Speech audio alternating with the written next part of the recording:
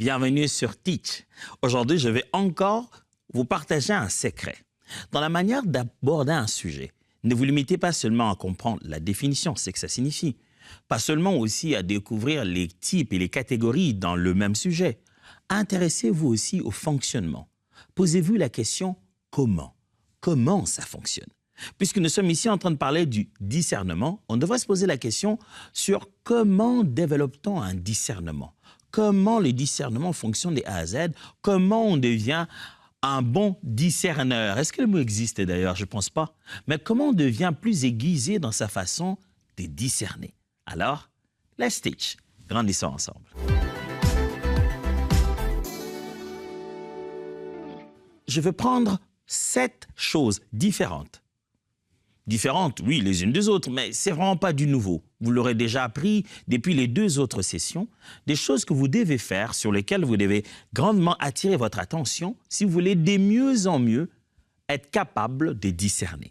Si le discernement est une faculté qui peut grandir en vous, que vous pouvez être de plus en plus conscient de cette faculté, que devriez-vous faire? Alors, au commencement, la première des choses à faire, c'est comprendre le fondement du discernement spirituel. Sur quoi est basé le discernement spirituel? Le discernement spirituel est basé sur ce qu'on appellerait de la sagesse divine, la sagesse des dieux, la sagesse selon Dieu.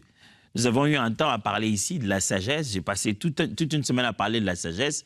Je pense que cette fois-ci encore, on va reprendre ce sujet-là, mais je parlerai d'une toute autre forme de sagesse. Ça sera intéressant, vous allez voir. Mais si vous voulez devenir bon dans le discernement, vous devez savoir quel est le fondement spirituel du discernement. Lisez Proverbe chapitre 19, verset 11. Voici ce qu'il dit. Proverbe 19, 11. L'homme qui a de la sagesse est lent à la colère. Et il met sa gloire à oublier les offenses. Regardez ce que ce texte dit. Celui qui a de la sagesse. Regardez comment il réagit au quotidien. Là où l'opportunité de s'énerver, de s'éclater de colère se trouve, lui prend son temps. Il dit non, je ne peux pas me fâcher pour n'importe quoi.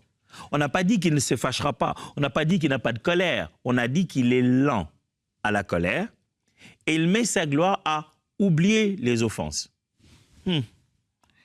Est-ce que c'est un homme ou on est en train de décrire Dieu, ça? On dirait que cette description est complètement celle de Dieu. Il est lent à la colère et il oublie les offenses des gens. Mais l'homme de Proverbe dit que c'est l'homme qui est sage qui est comme ça. Le fondement du discernement spirituel, mes frères et sœurs, en réalité, je l'ai déjà dit plusieurs fois, c'est de se tenir à l'angle de Dieu. Le discernement, c'est se tenir là où Dieu se tient.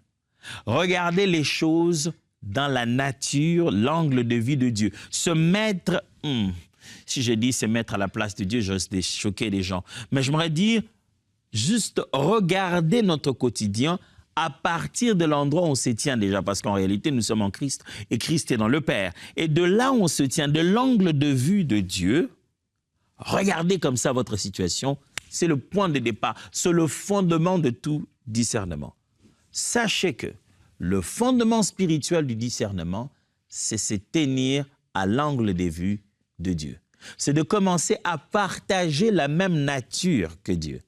Et vous vous rendrez compte que c'est de la haute sagesse divine, le discernement. Le discernement, c'est en fait la sagesse à la manière de Dieu, appliquée avec l'angle de vue de Dieu. Et l'homme de Proverbe nous montre ici comment un homme qu'on appelle sage, en réalité, c'est un homme qui ressemble dans sa façon d'être. Il a les mêmes attributs de Dieu. Même face à la colère, il est lent. Et face au péché des hommes, il sait les oublier. Exactement comme Dieu. Deuxième des choses que vous devez savoir si vous voulez devenir bon en discernement. Non seulement que je dois regarder les choses dans l'angle de Dieu, je dois développer le caractère de Dieu pour que je discerne les choses comme Dieu. Mais deuxième des choses, demandez le discernement comme un don spirituel. Pour grandir dans le discernement, apprenez à prier et à demander à Dieu de vous donner un don de discernement. Outre les autres formes de discernement dont je parlais, je vous avais parlé d'un don de discernement des esprits. Et demandez au Seigneur, il est là, il est bon. Il a dit, si vous demandez un pain à votre père, il vous donne un pain, il ne vous donne pas une pierre à la place. Il vous donne un poisson, non pas un serpent ou un scorpion à la place. À combien plus forte raison votre Père qui est dans les cieux ne vous donnerait-il pas le Saint-Esprit si vous le lui demandez?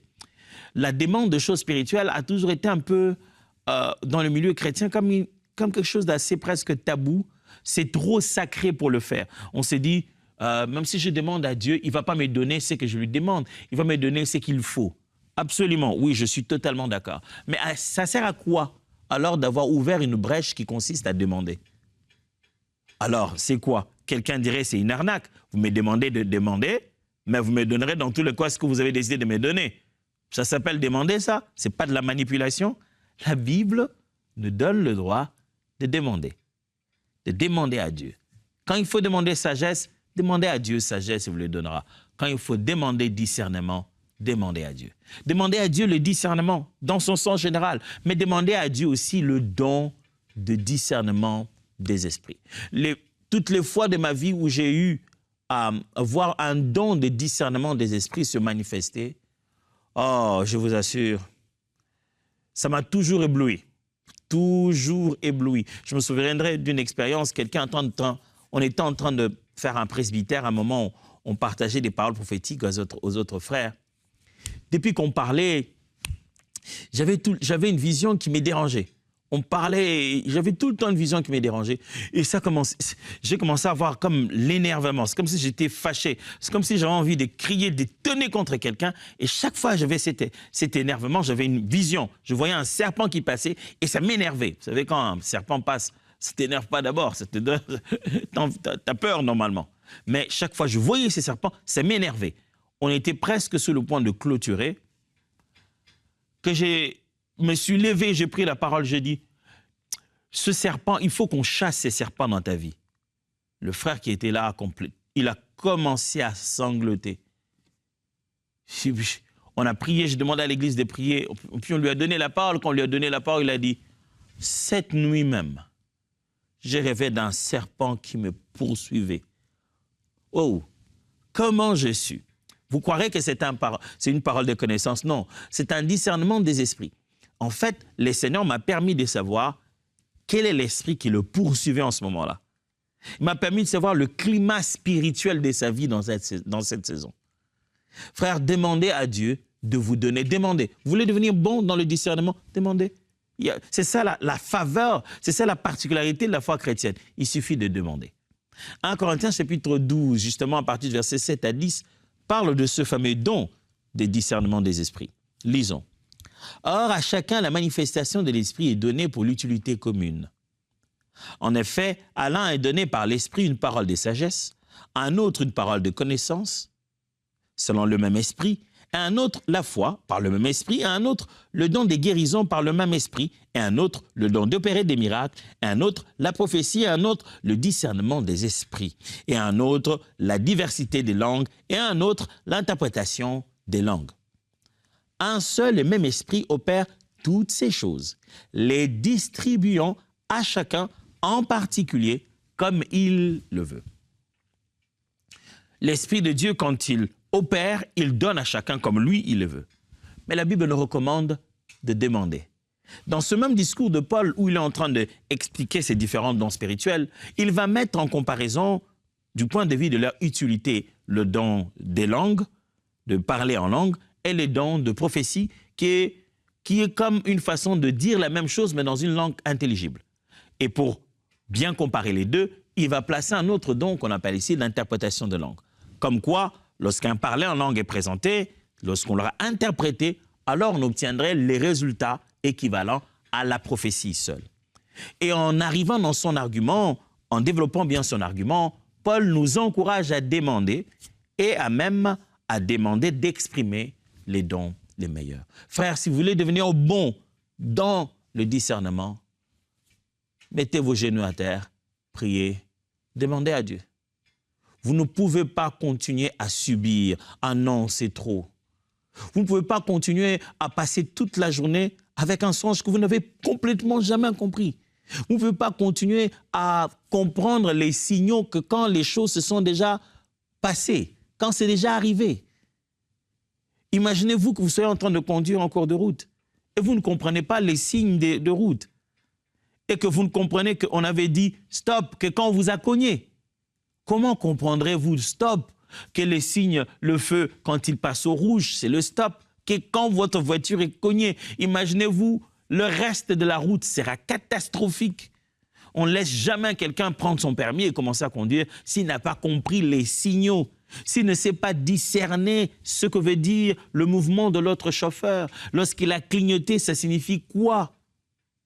Je prie Dieu que tu ne continues plus à vivre une vie où tu ne sais pas interpréter les signaux, où tu ne sais pas comprendre spirituellement l'activité qui est autour de toi. Je prie Dieu que tu arrives à un degré de conscience où tu sais reconnaître que là, c'est l'Éternel. Vous imaginez, vous êtes-vous déjà posé cette question? La Bible parle du buisson ardent. Il y a une flamme, mais la Bible dit l'ange de l'Éternel apparaît à Moïse comme un buisson ardent. Donc, toute cette forme-là de feu dans cet arbre, la Bible dit que c'est un ange qui lui est apparu. Est-ce qu'il a vu les yeux? Est-ce qu'il a vu quoi? Qu'est-ce qu'il a vu qui pourrait lui faire croire que c'est un être, si ce n'est la flamme? Et dans cette flamme-là, qui ne consumait pas ce buisson, il reconnaît la manifestation d'un ange. Waouh, quel discernement des esprits, quelle capacité de reconnaître que là, c'est Dieu. Je prie Dieu qui vous donne cette capacité de reconnaître Jésus, même quand tout le monde dans la barque, le voyant marcher sur l'eau, crie « fantôme, fantôme », mais que vous soyez capable de dire « non, là, c'est mon Jésus ». Que vous ayez la capacité de dire « Seigneur, si c'est toi, donne que je marche sur l'eau ». Troisième chose à faire pour devenir de plus en plus bon dans la manière de discerner les choses. Développer une sensibilité à la voix de Dieu. La voix de Dieu. J'aime quand la Bible dit que le juste trouve dans son cœur des chemins tout tracés. Lorsque quelqu'un s'approche de Dieu et le connaît, l'Éternel place à la fois ses voies, ses chemins dans son cœur et t'apprend ici à écouter sa voix, à percevoir ce qu'il veut dire. Vous voulez devenir bon dans le discernement des esprits, soyez bon dans l'écoute de Dieu. Vous devez être capable de reconnaître que là, c'est Dieu qui me parle. Dès le début de cette émission, Teach, je commençais tout de suite par l'élément fondamental de tout disciple de Jésus-Christ, écouter la voix de Dieu. Et je ne cesserai jamais d'insister sur ça. C'est de cette manière que vous êtes un véritable disciple, parce que vous savez reconnaître la voix du berger, sa voix, sa parole, sa voix, le témoignage du Saint-Esprit dans votre cœur, sa voix, les différents langages qu'il utilise jusqu'aujourd'hui pour faire connaître sa volonté. Jean chapitre 10, le verset 27 dit « Mes brebis entendent ma voix, je les connais et elles me suivent. » Vous voulez ne pas vous perdre, vous voulez savoir où vous allez, vous devez écouter la voix du berger. Si vous êtes brebis, la Bible dit « Mes brebis entendent ma voix », c'est-à-dire par les faits d'être brebis du Seigneur, vous êtes automatiquement qualifié à entendre la voix du bon berger. Êtes-vous né de nouveau? Connaissez-vous Jésus de Nazareth? Si vous avez connu cette faveur, si vous êtes devenu disciple de Christ, sachez que vous êtes qualifié pour écouter sa voix. Vous ne pouvez pas vous dire « Mais pasteur, écoute, moi j'ai déjà donné ma vie à Jésus, mais quand on dit écouter la voix de Dieu, là, moi ça ne m'arrive jamais. » Non. Attendez, quand on dit écouter la voix de Dieu, n'allez pas chercher vos oreilles d'abord. La voix de Dieu se perçoit de plusieurs manières. Quand Dieu parle, des fois ça vient dans notre cœur, des fois ça vient dans nos yeux, des fois ça vient dans nos sensations. Mais quand Dieu parle, sa voix n'est pas toujours entendue par les oreilles. Des fois quand Dieu parle, on l'entend par les yeux. Des fois quand Dieu parle, on l'entend par nos sens. Mais vous devez être capable de reconnaître la voix de Dieu. Vous voulez devenir bon dans les discernements, devenez bon dans la capacité à reconnaître la voix de Dieu, à savoir que là, c'est Dieu qui m'a parlé. Alors, que faire? Passez le temps dans la prière. Priez avec la parole de Dieu. Priez avec la parole de Dieu. Partagez vos expériences à des aînés. Dites-leur quand vous avez senti une chose, et vous avez une chose qui m'a beaucoup aidé dans ma vie chrétienne, c'est le fait de prier ensemble avec les autres. Pendant les moments de prière collective, des personnes plus matures manifestent des dons de l'esprit. et ils disent Dieu m'a dit ou j'ai une telle conviction. Et des fois, tu es là à te dire, oh, mais ce qu'il dit là, c'est aussi exactement la même chose que j'avais ressenti. Ah, c'est quand je ressens comme ça que ça veut dire que c'est Dieu qui me parle. Une fois, deux fois, trois fois dans ces types de réunions, tu commences à prendre conscience et confiance à cette méthode que Dieu utilise pour te parler. Et tu grandis et tu deviens bon. Si tu grandis dans ta façon de comprendre la volonté de Dieu, tu deviendras aussi bon dans ta façon de discerner les choses. Quatrième chose à faire pour devenir de mieux en mieux bon, devenir capable davantage d'aiguiser ses compétences de discernement, c'est évaluer les intentions du cœur. Ouais. Puisque le discernement a ce domaine de comprendre ce qui se passe dans les cœurs de gens, vous devez apprendre déjà à évaluer vos propres intentions du cœur face à la parole de Dieu. Ne soyez pas de ceux qui tentent de se tromper eux-mêmes. Vous savez, quand je draine dans mon cœur un ressentiment, une colère ou peut-être une vengeance, un besoin de voir quelqu'un payer pour le mal qu'il m'a fait, ça ne dure pas. Ça ne fait pas une semaine qu'au bout d'un moment, avant ça durait plus. Hein. Mais par la grâce de Dieu, j'en suis tellement reconnaissant. Que des fois, quand je tente de me tromper à moi-même en me disant « Ouais, j'ai pardonné, j'ai oublié, Seigneur », je me réveille le matin avec un songe. Un songe qui montre mon état d'âme vis-à-vis de cette personne. Dieu me met dans une circonstance où j'explose vis-à-vis de cette personne et je ne vais pas bien. Et humblement, je me dis « Oh Dieu, je ne savais pas que mon cœur est comme ça. Pardonne-moi. » Je me mets devant les Écritures, je dis « Non, je ne peux pas avoir un cœur comme ça. Aide-moi à ne pas être ainsi. » Mon frère, si tu prends le temps d'exposer ton cœur à être sondé par Dieu, tu vas devenir très bon à reconnaître ce qu'il y a dans le cœur des autres. Quand tu sais prendre ton cœur et l'exposer devant l'Évangile, je devrais même dire, quand tu sais prendre la parole de Dieu comme une épée et la laisser pleinement traverser ton cœur, tu es là en train d'apprendre comment fonctionne le cœur humain. Quand tu auras compris le tien, tu auras compris aussi tout de suite le cœur des autres. Tu veux devenir bon dans le discernement des esprits sur les intentions du cœur. Apprends à être sincère dans l'opération que la parole de Dieu fait dans ton propre cœur. Hébreux chapitre 4, verset 12. « Car la parole de Dieu est pleine de vie et de puissance. Elle reste toujours en vigueur. Elle est plus incisive qu'aucune épée à double tranchante. Elle pénètre jusqu'aux profondeurs de l'être, articulation et moelle de notre vie intérieure, jusqu'à la ligne de séparation entre la vie de l'âme et celle de l'esprit. Waouh! Elle discerne et révèle les sentiments et les penchants du cœur. Elle juge les pensées et les intentions les plus secrètes. Ça, c'est la puissance de la parole de Dieu. Plus précise qu'un outil de chirurgien. La parole de Dieu va dans la ligne la plus précise. Vous savez, quand vous exposez votre cœur à la parole de Dieu, elle peut vous trouver les mots et les synonymes, au point que vous puissiez savoir que ce que vous avez, ce n'est pas chagrin, c'est amertume. Au point de vous dire, non, tu n'es pas fâché, là tu es devenu jaloux. Vous savez, des fois, j'ai déjà entendu ça dans les conversations des frères. Hein. Dis bon, vraiment, prions pour lui, hein, que vraiment Dieu l'aide. Non, non, non, non, non, non, non. On n'est pas en train de parler ici pour prier pour lui. On est en train de parler ici pour se réchauffer autour d'une chaleur, d'une sainteté apparente. Parce que plus mauvais, lui, il sera dans notre discours, plus meilleur nous nous sentirons, nous. On se sentira bon parce qu'on l'aurait massacré, lui. On aurait vu que lui, il n'est pas meilleur. Et ça nous donnerait une sensation de perfection parce que nous le voyons, lui, se drainer dans la boue. Ce n'est pas la prière, ni le fardeau de la prière qui nous motive ici. Quand on sait exposer son cœur à la parole de Dieu, on la laisse faire cette chirurgie cardiaque, on commence à devenir un bon cardiologue. Ouais, j'utilise des termes comme ça par similitude. Si tu sais exposer ton cœur à la parole de Dieu, tu deviens un bon cardiologue. Ça veut dire que tu deviens aussi bon en matière de comprendre le cœur des gens. Laisse ta parole faire le travail dans ton cœur. Tu reconnaîtras tout de suite les symptômes sur une autre personne lorsqu'il tente de s'éloigner de la parole, soit la parole est en train de travailler en lui. Si tu sais comment va ton cœur, tu pourras tout de suite reconnaître les symptômes de quelqu'un d'autre, dire « Moi aussi, quand mon cœur ne va pas bien, je fais exactement la même chose. »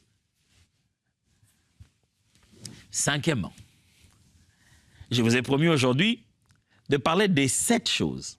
Je ne l'ai pas promis au début, j'ai manqué de les dire. En fait, il n'y en avait que 7. Il y a 7 choses que j'ai prévues aujourd'hui pour que vous puissiez devenir de plus en plus meilleur sur votre façon de discerner. On aiguise ici le discernement. On donne le comment devenir bon en matière de discernement. On a déjà appris 4 choses. La 5e, c'est celle-ci. Apprendre des erreurs et croître en maturité. Vous voulez devenir bon, sachez bien que le discernement repose aussi un peu sur l'expérience. C'est-à-dire sur un certain vécu. Après un certain nombre de vécus surtout d'essais et d'erreurs, après un certain nombre de, j'allais presque dire des chutes ou d'à peu près, ou n'avoir pas réussi comme on l'aurait vraiment voulu, on acquiert de l'expérience. Et aussi après un certain nombre de réussites, des préventions, après un certain nombre d'évitements, vous avez pu échapper à des pièges. Réussite ou échec, tous ces 2 éléments entrent dans votre expérience et font monter votre maturité. Désormais, certaines situations ne sont plus autant nouvelles qu'elles semblent être pour les autres. Pour eux, c'est du nouveau, mais pour toi, non. Une expérience a précédé. Et l'expérience a tendance à bâtir notre discernement. C'est pourquoi, dans la vie de tous les jours, on a tendance à accorder un plus grand discernement à une personne plus âgée, n'est-ce pas? On se dit, mais toi, tu es quand même un peu plus âgé, tu aurais dû avoir le discernement. Et ce n'est pas que dans le monde. Même dans la Bible, on s'attend à ce que celui qui est mature, celui qui a grandi, qui est né dans la foi, qui est déjà dans la foi depuis longtemps, ait en lui l'expérience et le discernement, comme 2 choses marchant de pair. Hébreux chapitre 5, versets 13 à 14. Or, quiconque en est au lait n'a pas l'expérience de la parole de justice. N'a pas quoi? L'expérience. Quand quelqu'un est encore immature, il est encore aux fondamentaux de la foi chrétienne, il manque quoi? L'expérience de la parole de justice. Car il est un enfant, mais la nourriture solide est pour les hommes faits, pour ceux dont le jugement est exercé par l'usage à discerner ce qui est bien de ce qui est mal. L'expérience de ta foi chrétienne, le fait que tu sois sur terrain au quotidien à appliquer la parole de Dieu. Pasteur, moi, ça fait 10 ans que je suis dans la foi chrétienne, mais lui, ça fait à peine 2 ans, 3 ans. Vraiment, c'est lui qui va avoir un meilleur discernement. Est-ce que ça ne vient pas avec le nombre d'années? Non, ça ne vient pas avec le nombre d'années, ça vient avec l'expérience. Beaucoup de gens ont donné leur vie à Christ depuis longtemps, mais lorsqu'on regarde leur façon d'appliquer les Écritures, d'accepter que ce qu'ils ont lu dirige leur quotidien, on se rend compte qu'ils se sont refusés plus d'une fois à vivre la parole de Dieu telle qu'elle est écrite. Il sait que j'ai lu, il sait que c'est écrit, il dit, ce sont des choses qu'on lit, mais ces choses-là, ça c'est la Bible, papa, mais la vie aujourd'hui a beaucoup changé. Mais quand vous voyez un chrétien converti et radical, qui commet même les erreurs dans la façon de pratiquer la parole, parce qu'il veut pratiquer la parole juste telle qu'il a entendu, tel qu'il a vu, il veut juste le faire comme ça, vous voyez cette personne dans sa tentative à donner corps aux Écritures est en train de grandir. Et c'est erreur. Ça me rappelle toujours une histoire à dormir debout que j'ai entendue une fois. Un frère qui venait de lire la parole de Dieu, soi-disant qu'il s'était converti, est allé voir une sœur, il a dit « Je viens de lire quelque chose aujourd'hui et je ne veux pas être comme ça. » Il dit quoi, ma sœur? M'a dit « Ma sœur, la parole de Dieu m'a beaucoup touché. » Et la sœur était vraiment, vraiment touchée aussi. Il semblait qu'ils étaient tous 2 de jeunes convertis qui ne comprenaient pas bien la parole. Et il lui a dit, ma sœur, j'ai lu aujourd'hui, la Bible dit, celui qui n'a pas le Fils n'a pas la vie. C'est-à-dire que tel que toi et moi, nous sommes là, on n'a pas d'enfant, on n'a pas la vie. Et la sœur a dit, c'est vrai. Le frère a dit, oui, non, ça ne peut pas continuer. Il faut que nous ayons un enfant. Sans le Fils, on n'a pas la vie. ça c'est une histoire à dormir debout. Mais, allez, si ça pouvait exister dans un monde où on serait aussi radical avec la parole, juste ce qu'on a lu, même quand on n'a pas bien compris, on veut juste l'accomplir, malgré cela, ça donnerait de l'expérience. Plutôt que quelqu'un qui lit et qui se dit tout ce qu'il lit là, c'est pas à lui, il ne va pas accomplir ça. Celui qui a tendance à mettre en pratique la parole de Dieu acquiert l'expérience en réussissant de le mettre de la bonne manière ou en échouant. Et ça fait un lot, ça fait un support dans sa maturité et ça fait éclore son discernement. Son discernement devient meilleur. Il a l'impression du déjà vu. Vous vous souvenez ce que Élie, le sacrificateur, a fait pour Samuel? Il n'a pas entendu la voix de Dieu. Samuel l'a entendu. Et il est venu le voir 2 fois. La 3e fois, Élie lui dit, si tu entends encore cette voix que lui n'a pas entendue. Et il dit, dis à cette voix, me voici Seigneur, je suis ton serviteur, parle, je t'écoute. Le matin, il voit que Samuel ne revient plus. Il dit, mais qu'est-ce que Dieu t'a dit? Il dit, non, Dieu m'a rien dit. Il dit, non, impossible. Il l'a fait jurer, il a dit, je connais cette voix-là. C'est que ça t'a parlé. Il faut que tu me dises. Comment tu sais ça? L'expérience m'a permis d'avoir ce degré de discernement. 6e point pour savoir aiguiser notre capacité à discerner. Vivre dans la vérité et dans la transparence. Mes amis, si vous voulez être capable de discerner les esprits, les circonstances, le temps et les saisons, avoir le discernement biblique, vous devez être transparent vous-même. Vous devez vivre dans la vérité et dans la transparence. Puisque le discernement, c'est comme avoir le roseau, la mesure, la règle droite. Si c'est ça le discernement, et que vous-même, vous êtes déjà courbé, je pense que vous aurez tendance à croire que tout ce qui est droit ne l'est pas. Vous avez besoin vous-même d'être droit pour vous positionner le mieux que possible à reconnaître tout ce qui ne l'est pas. Alors travaillez pour rester dans la vérité et dans l'intégrité, dans la transparence. Proverbe chapitre 10, verset 9 dit, « Celui qui marche dans l'intégrité marche avec assurance, mais celui qui prend des voies tortueuses sera découvert. » Quand vous êtes dans l'intégrité, vous êtes calme, assuré, vous êtes à l'aise, votre esprit est dans la paix. Mais quand vous vivez dans des chemins tortueux un jour, vous ne vivez même pas en paix, parce que vous savez qu'un jour, vous pouvez être découvert. Vous voulez être bon dans les discernements, commencez à mettre votre cœur en paix.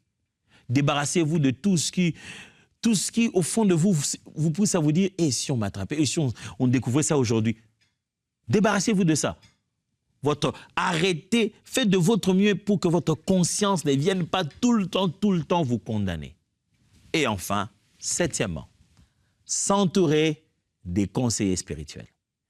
Vous voulez être bon dans le discernement, vous devez avoir des autres personnes mûres, matures, qui vous donnent des bons conseils spirituels. Par conseiller spirituel, je ne suis pas en train de dire que vous donnez à quelqu'un un poste gouvernemental de conseiller spirituel, ou vous promenez avec quelqu'un qui s'est dit votre prophète personnel, votre conseiller spirituel. Je dis seulement un frère, une sœur, un mentor, un aîné dans la foi, qui sait vous conseiller sur les matières des choses qui concernent l'esprit. Proverbe 11, 14 dit, « Quand la prudence fait défaut, le peuple tombe, et les saluts est dans le grand nombre de conseillers. » Le discernement de foi, on devient meilleur quand on le voit être appliqué par quelqu'un des plus matures que nous. Quand quelqu'un nous donne un conseil et applique les discernements dans notre situation, ça nous aiguise à force de le voir faire, on devient aussi bon. Je suis sûr que vous avez été édifiés. Prenez déjà ces 7 choses, mettez-les en pratique et vous et moi, nous allons grandir. N'oubliez pas, toute cette émission a qu'un seul motto. Let's teach.